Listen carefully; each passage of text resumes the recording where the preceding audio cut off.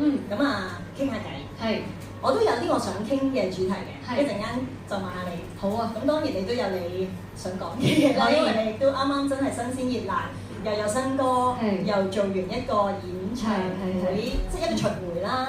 咁都想聽嘅，我估大家都想聽下之後，會唔會都有啲嘢想分享咯？咁啊，所以我繼續講多兩句我嘅心意先。可以啊。因為一陣好多時間會交俾你。咁點解我會想轉化即係呢個地方 Lost Stars 呢間 live house？唔係做咗太耐啦，喺 K11，但係其實之前喺大角咀，阿 Cat 都好清楚，即係好幾年啦。但係奈何我哋而家都要 close。咁我就唔係好想好似講到好似好 sad，或者係有咩遺憾咁多咯。咁點樣轉化咧？就係我好想即係好好咁道別。咁要好好咁道別，我又諗啦。咁你點做所謂好好咁道別咧？咁我第一我自己唔會以好負面嘅心情先啦。第二咧，我就即係揾多啲人咯。即係我當有好多人一齊咁促湧住呢件事啦，甚至乎我而家先識新朋友，其實我係啱啱先識阿 Cat。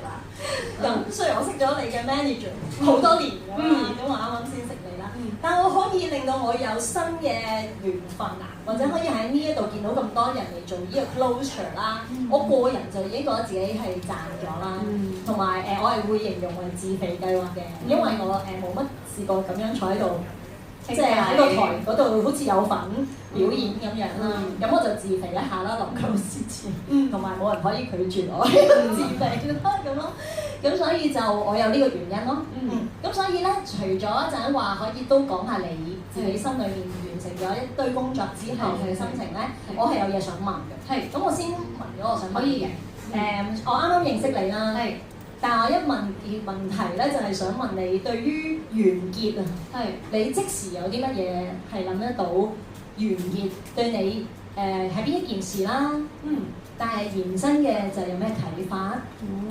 我自己係我唔中意停嘅，其實即係如果以生活嚟講，我中意係咁衝向前行。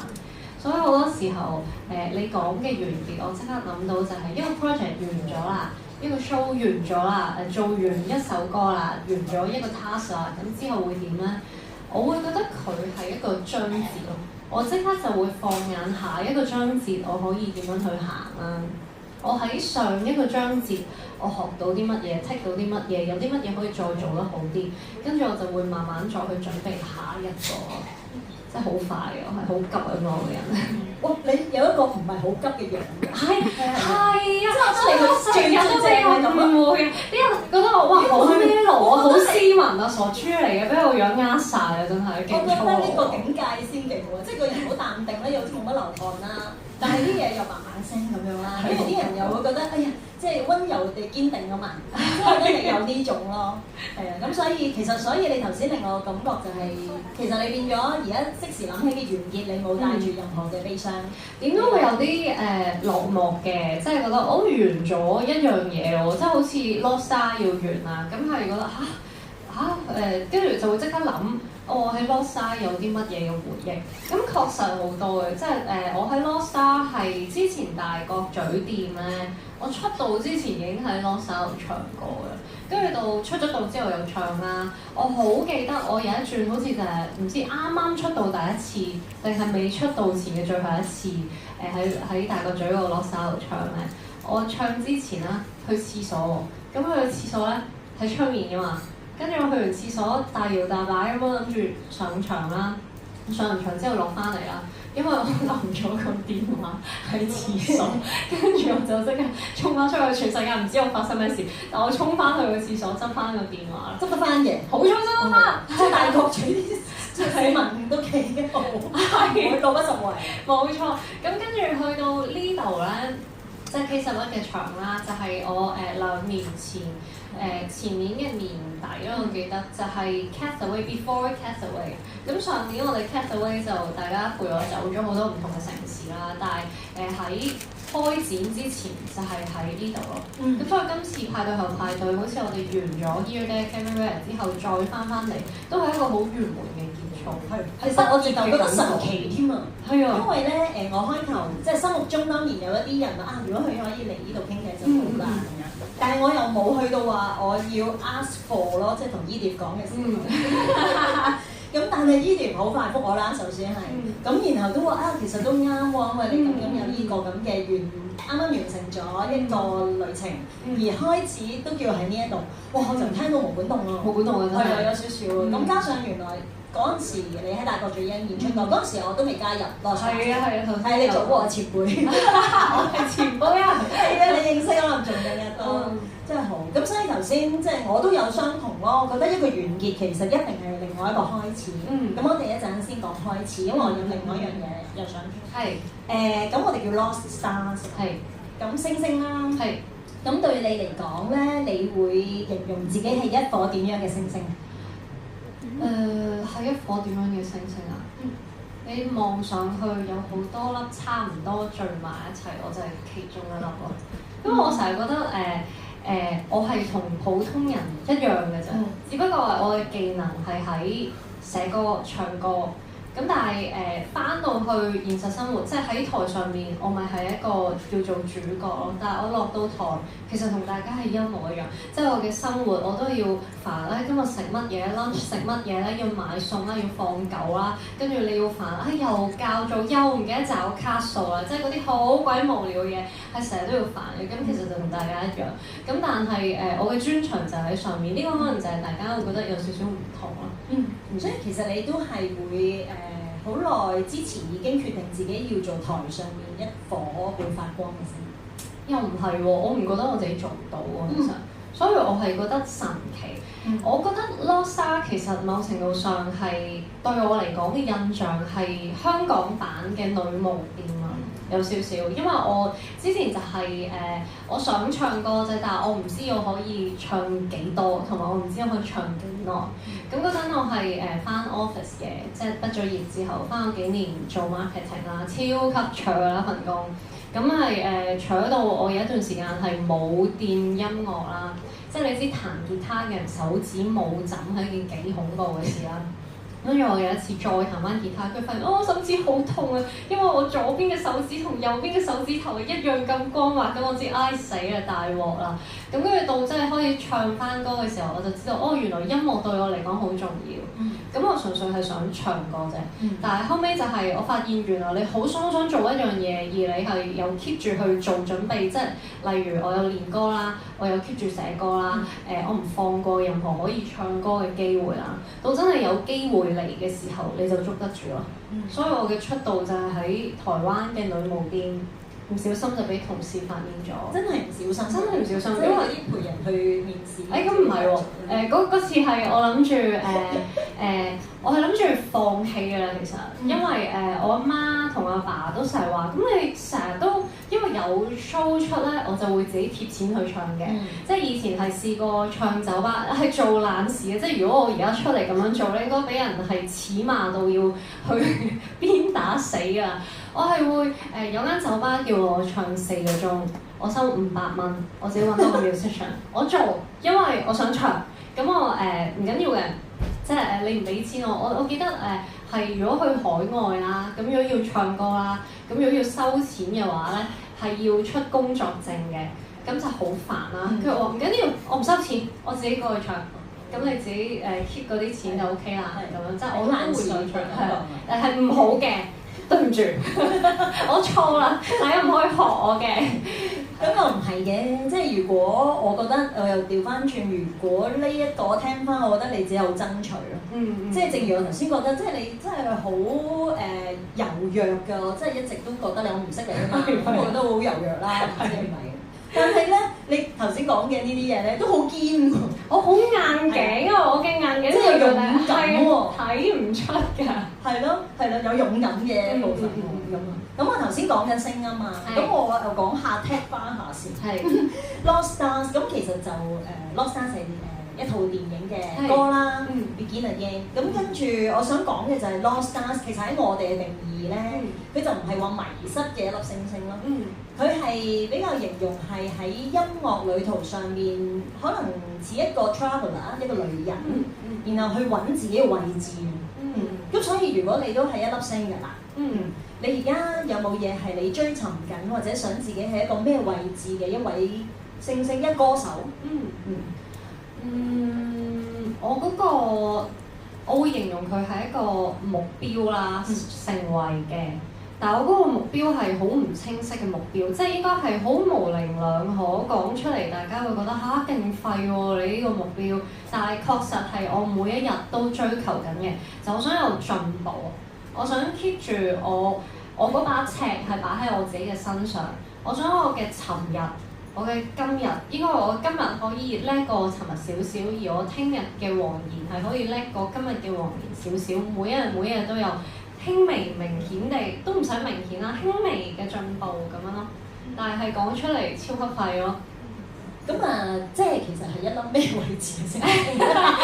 好難啊！呢個一粒咩位置嘅星星啊？咁講啦，可能我知我又問得未必好新手嘅主持，見諒先。即係話，譬如如果你想成為人哋記得你係一個乜嘢嘅歌手咯，即係有時可能會講佢係一位創作人，但係創作好 general，又或者佢係一位帶住好溫柔而堅定嘅創作人，努力不克嘅。會唔會俾一句有嗰啲文學感嘅字句？我 get 啦，有喎！呢個我發現原來喺我出道之前，都開始寫歌嘅時候，到我今日都係冇變過嘅。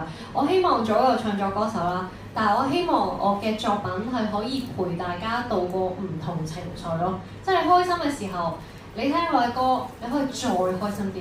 但係你唔開心嘅時候，你聽我嘅歌，我可以將你嘅唔開心減半啦。即係我想陪住你過嘅一個粒好煩嘅轉喺你周圍係咁轉嘅啫，包船陀螺。你去到邊圍咗個都係圍住，係咧都縈繞住嘅。咁而家即刻唔好諗咁多嘅一隻歌，嗰隻歌就有你而家講緊嘅呢一個功能嘅。哇！3、哇2，哇！好難啊呢題，tips。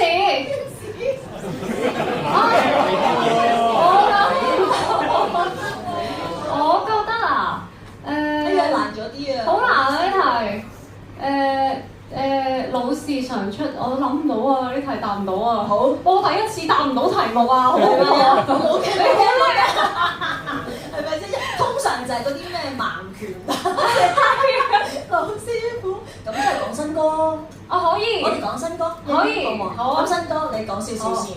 派對後派對啊，咁都係今日呢個嘅 theme 啦。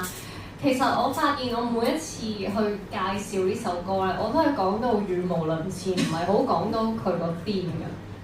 即係練習下，再講下。雖然表面上係咁樣講嘅，即係我哋去一個派對啦，你可能好開心啦，但係你派對之後，其實你就要去面對自己嘅情緒，面對自己嘅問題，但我陪住你過啦。咁但係咧。其實因為呢首歌就係我成個 project Sing Along With Her 為期3年嘅 project 嘅最後一首歌啦。我發現其實佢係對於我哋成條 team 或者我自己啦嘅3年嚟嘅成長啊，同埋每一首歌嘅一個好好嘅 round up 嚟嘅。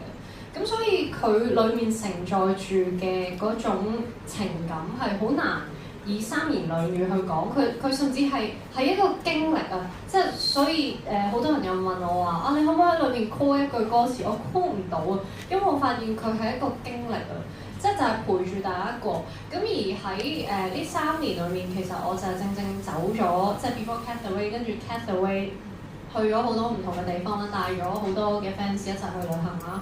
喺過程當中，無論係我啦，定還是身邊嘅團隊們嘅朋友啦。我哋係有經歷過好多低潮嘅時候啦，我哋都有學習咗好多嘢。咁而去到今日，即係你講3年前嘅大家，同埋到今日嘅大家，係見到一個好明顯嘅成長。而嗰個狀態其實就係喺派對後派對裏邊有一個好好嘅 round up，就係我陪住大家一齊過，而我見到大家都有成長，變成一個好美麗嘅人類啦。而當中我係有參與咯，我有陪住大家過，呢個係好感動嘅。係呢隻歌你最想即係帶出嘅？係啊，所以好難3言2語講到成咯。我都幾明啊。係好，你講得唔差喎。哇！發現我嘅表達能力都唔錯，好彩。OK，因為派對後派對呢隻歌，呢5個字其實本身已經好似我會知自己，即係我會聽得明咁樣咯。當然我覺得你想講嘅嘢會即係有深度好多，亦都又唔係叫複雜，不過層次會多啲。但係當我咁啱，係咪你識講呢啲嘢？好好。咁但係當我原來又命名做派對後派對嘅時候，我就自己對號入座咯。因為好明顯啦，喺 live house 好多時個感覺都好開緊 party。又真係好多 party，我哋 wedding、birthday、anniversary 嘅 party 都會喺呢度做，真係會有 party 後嘅 party 喺呢一度發生。咁所以我又覺得幾得意啦，又咁啱竟然呢一隻歌同時喺呢個期間就出現。首先我頭先同佢講咗，好似講到自己好似啲嘢好似好有緣分咁啦。咁然後，但係我亦都 feel 到派對後派對通常可能有一種微微嘅失落。係。咁但係你頭先形容咗咧，又好似唔係喎。你只係想好似歌種或者係令到嗰個 party 賦予佢一個更加好嘅意義喺個結尾嗰度，可以令你成 team 嘅即係團隊都好似知道你係好 appreciate 佢哋嘅一齊，以至係有一個共同嘅成長，係為你哋所擁有 only。咁所以我又會諗真係好啦，有呢隻歌，一陣係咪可能會啊？如果呢個 party 叫派對後派對，但係我唔唱派對後派對，我應該會俾人殺死，我應該出唔到去。我覺得喺後門走啊，唔係後門都係出翻嗰度。OK， 走唔到，結界。咁頭先又講咗啲完結啦，講咗 SARS 啦，咁又講咗少少你嘅新歌啦，都想講翻個巡迴啊，係咁佢好幾站啦，咁我諗你一定會有機會同大家分享，甚至乎我諗可能有啲 friend 同你一齊。係啊，有好多都去咗。咁我反而咧嗰啲即係精彩嘅中間嘅章節咧，就有待你可以即係你哋又再分享。但我想問下，有冇真係完成咗呢個 tour 之後有失落咯？有嘅。係我諗完成咗個 tour 之後，因為接住落就係尾站香港站。咁香港站完咗之後咧，係又諗我 project 又完咗咯喎，咁我做咩好咧？即係下一步要點算好咧？每一次完咗個 project 都係會有呢個好迷茫嘅時間嘅，跟住就即刻開始寫歌啦，開始執歌啦。咁所以最近其實就係直接就去咗，雖然啦做緊呢個新歌新碟嘅宣傳期啦，但係同一時間其實已經係準備緊下隻碟嘅嘢咯。咁又真係好勤力。係會唔會其實就係用寫作寫歌嚟幫自己即係避開個失落，或者好似我頭先講嗰個轉化？即係有時你其實有少少唔放過自己啊嘛。即係明明完成一件事 enjoy 下先啦，有啲餘韻嘅，即係休息下先啦。一日就夠㗎啦。夠啦。我唔係，我起碼要去個旅行咁樣啦。咁但係你就已經即刻要開始一啲嘢，令自己好似感覺實在啲，或者唔俾自己即係好似再休息太多。不過我覺得可能呢個係你個年紀，你仲有好衝勁嘅。我係工作狂得太犀利，都係又睇唔出一個外表柔弱嘅你係咁工作狂，咁都好啊！即係 keep 住就已經有人出品。咁所以 so far 你都係要好開心咁樣去迎接一個完結，跟住又一個完結，跟住又開始。咁所以完結對你嚟講，其實反而可以好多個新開始。可以咁講啦，除非係死亡嘅完結啦，我覺得最難捱過嘅就係死亡嘅完結，因為佢冇得再開始，即係佢直頭冇下一步啊。咁但係任何東西嘅完結，其實你可以有下一步，你可以喺裏邊有啲得着，跟住再成為一個更加好嘅自己咯。如果你講到呢個 point 咁雖然我唔係想講件事好似搞到好沉咁啦，但係我都會喺我嘅宣告都會有想講下道別嘅。咁但係變翻道別，我又想問咗另外一個字對你嚟講有咩意思？就係 lost。嗱，頭先我會覺得你好似都俾我感覺好有 plan 嘅。咁加上即係一步一步做完，你已經可以即刻知道自己有咁嘅能力或者咁嘅可能性去再做歌。再有更多，咁即使嗰個計劃未好實在啫，但係你知有得去啦。咁但係會唔會真係有啲時間係一個 loss， 係例如佢係一個你迷失，你可能係一個錯失，或者係一個唔見咗嘢，即係咩嘅 loss 都得嘅。你又諗到啲乜嘢咧？咦！我而家即刻諗到就係、學唱歌。其實你覺得學唱歌好似我有啲嘢擺入袋啦，係嘅，係有啲嘢擺入袋嘅。但係咧，每一次學一個新嘅唱法咧，中間你係真係 lost， 因為嗰個狀況就係、好似你做 gym 咁樣啦，你如果你要練呢嚿肌肉，咁你平日咧係用開呢嚿肌肉嘅，呢嚿肌肉係從來冇 activate 過嘅。咁跟住教練就教你點樣去開呢嚿肌肉啦。咁你嗨到下喎，跟住就原來呢嚿肌肉係咁樣喐嘅喎。咁你嘅身體就有肌肉記憶。原來佢係可以線咗過去嗰邊嘅喎。跟住到下一次你要用翻嘅時候，你就會發現，你啲力開始亂咁嚟咯喎。即係有時走呢邊，有時走呢邊啦。唱歌其實都係，佢係更加困難嘅，就係因為佢所有嘅肌肉就喺呢度，可能講緊我要用多少少呢邊嘅肌肉向前推多0.1 cm 咁樣啦，當啦講啦咁樣，即係大概咁樣啦。咁你試過一下得咯喎，你開過咯喎，跟住下次你想再唱嘅時候，你發現中間就會係咁走嚟走去，咁而出到嚟嘅效果就係你會走音啦，你唱歌會 shaky 啦，會唔穩啊。我好多時候每一次要去挑戰一個新唱法，就係中間要經歷一段好長時間嘅唱歌會唔穩啦。咁當你唔穩嘅時候，我就會燥底，因為我係一個好急嘅人嚟㗎嘛。咁燥底啦，咁就開始用力唱歌啦。咁跟住就會有一個好 struggle 嘅位，就係我會唔會算啦，我唔好再學啦，我褪翻轉頭，我用翻以前嘅唱法就算啦咁。咁但係你發現，當你練過咗一個，我唔知係咪即係可以儲血咁樣咧？你去到有一個血啦，跟住你就可以過到㗎。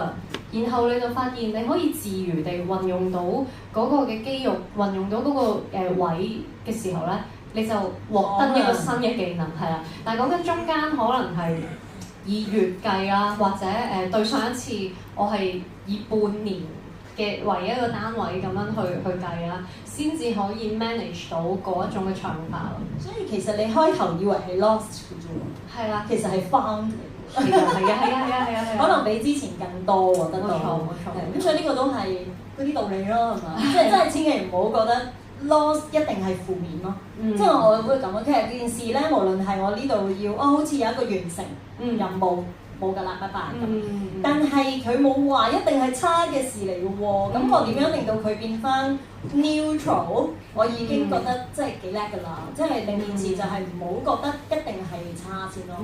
咁所以我都本住呢個心態啦。咁所以我真係有 found 咯。即係至少我識咗你啦。至少原來你唔係真係我心目中嘅人啦。係啊，或者係咁我有睇過你啲介紹嘅，即係都係有講你有一種都係温柔嘅堅定，有啲韌力啦，同埋有啲係硬頸嘅，都好似有成。我問 AI 嘅，OK 綜合咧，AI 咧嘅特性，佢俾咗3個 point，我想知啊？我想知喎。咁咧第一個 point 咧，4個添啊。佢話你嘅歌咧有個温柔抵抗現實殘酷嚟形容咗嘅。係咪啊？係。咁人 po 咗1、2隻歌嘅。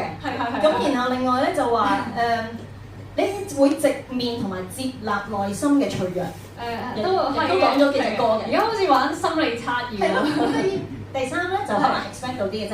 喺文學嘅意象，喺當代嘅對照。哇！好深喎，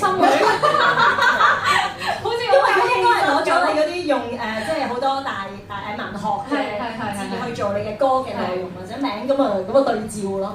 咁最後話係成長同時間嘅沉澱咯。哦，係啊，好詩意啊，係我係一個好有氣質嘅人咯。係咯，係真嘅，係啊，唔係 AI 畫嘅，真嘅。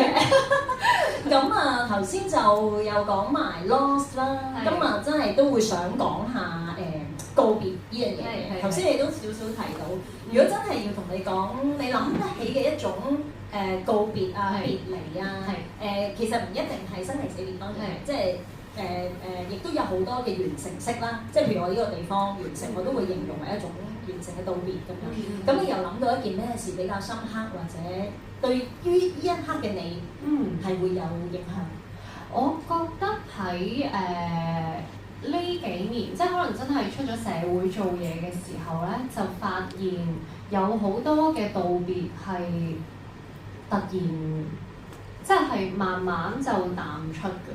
即係原來有啲你以為會一路同伴行住嘅人，突然之間原來佢可能呢個有少少似係我寫一個故事啦。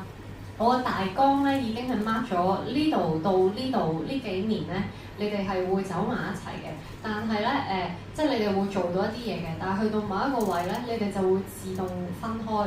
但係分開完之後，原來又會再聚埋一齊。即係呢個我係覺得幾奇妙，喺呢幾年出咗嚟社會做嘢就幾 feel 到咯。即係其實佢冇一種好，即係有一個道別咯，冇正式，咁可能佢就 fade out 咗。其實你唔知，其實佢又未必係道別，即係佢可能會有。係啊。咁會唔會講緊都係關係多啲？關係係啊，人際關係係好微妙嘅一件事，同埋好難以理解咯，真係。都唔好諗住理解啦，即係都唔理解好難嘅真係。所以道別對你嚟講，其實反而諗到嘅係呢幾年一啲即係人際上面朋友或者工作嘅事情。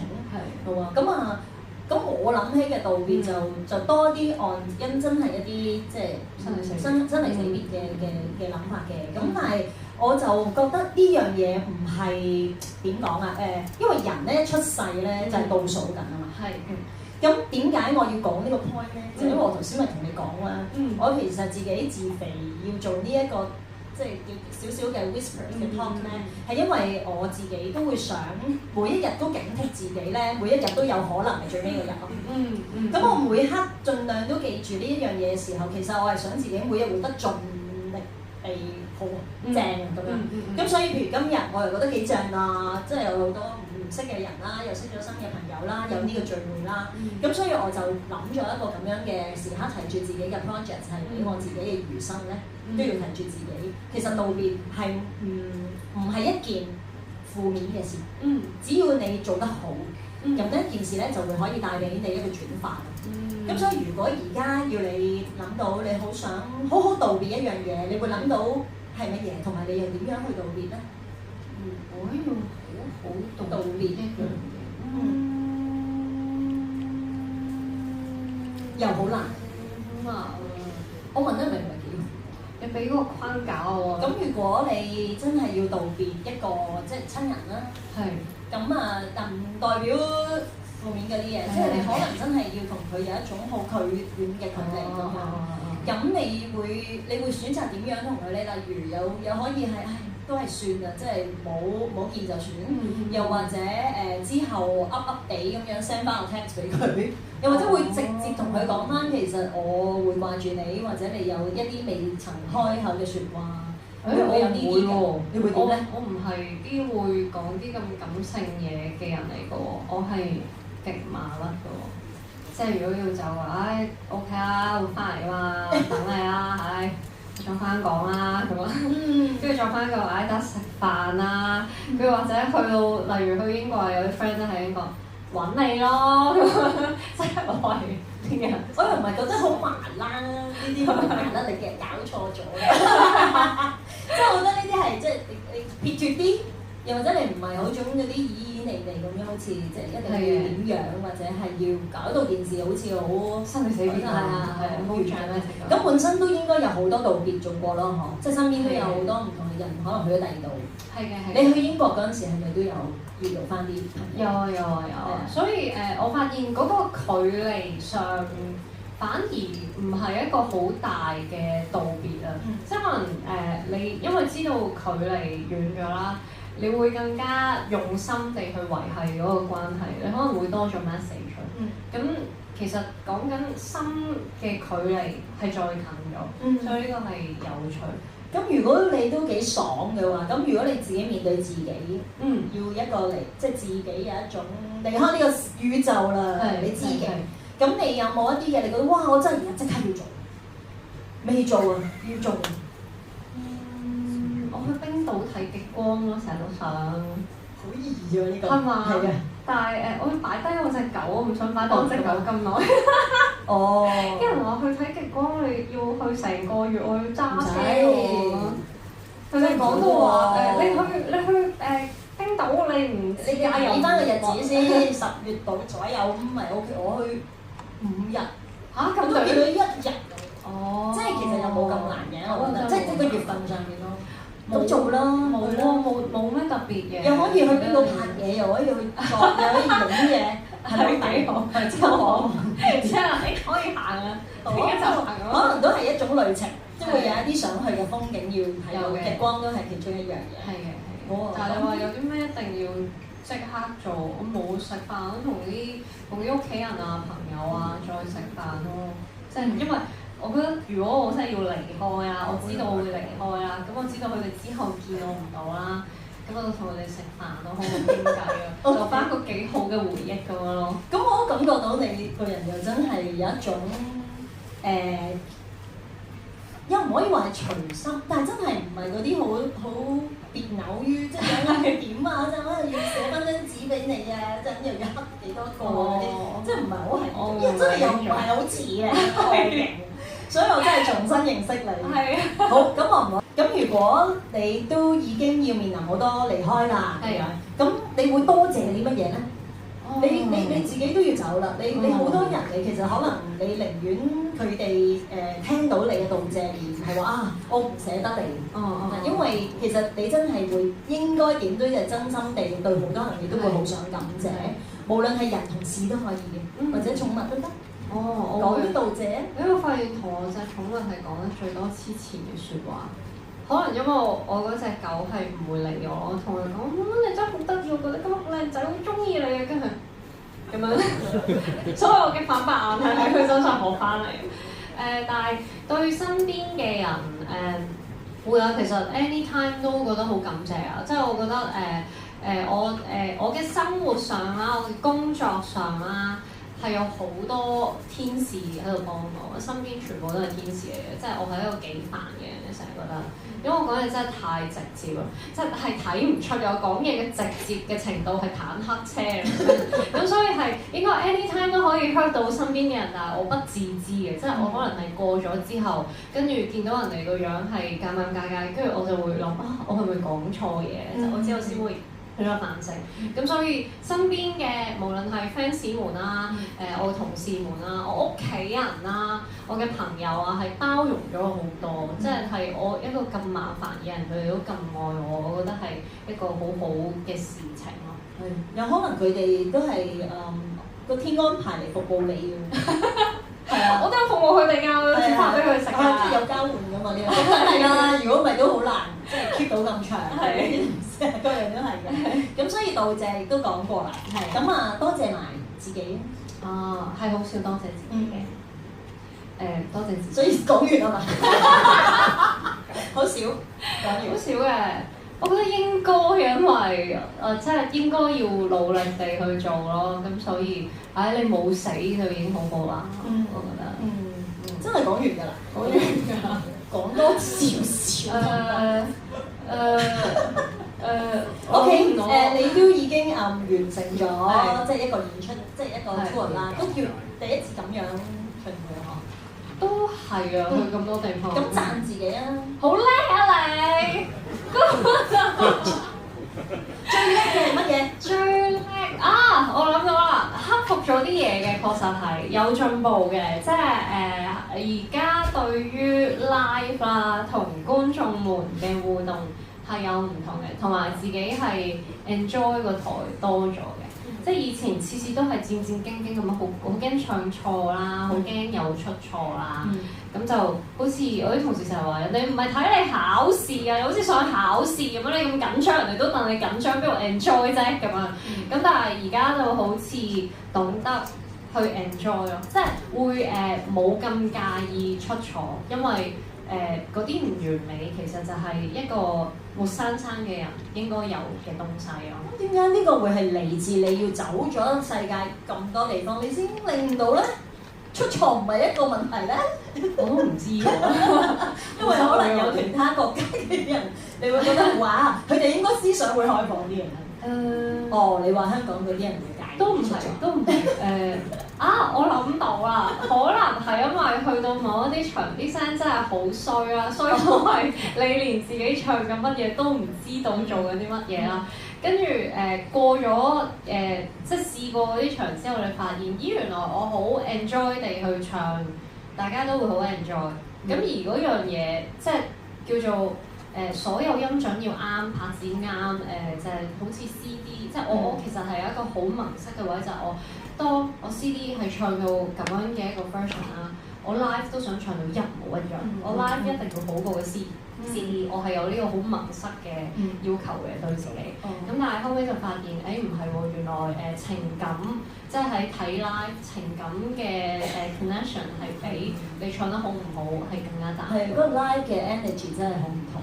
咁如果要聽原味嘅聽唱片咯，係睇 live 真係要睇到你真人啦，同埋即係當下可能有好多突發嘅嘢令到你嗰個情緒唔同咧，係珍貴嘅。喂，得嗰一晚嘅啫，所以要多啲做 live 啦，多啲嚟睇 live 啦。咁我呢個又可以做到啊嘛，成功。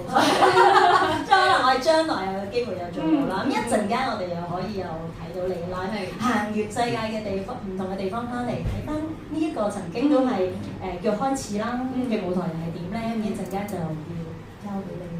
咁但係我都要多謝一樣嘢先，真係認真。除咗多謝即係觀眾，多謝呢個地方，咁我多謝你啦。咁因為我會覺得我係好即係厚面皮嘅，即係覺得話自己要揾一個人嚟同我傾偈，仲要係鼎鼎大名。唔係，我係周圍都係嘅星星啊！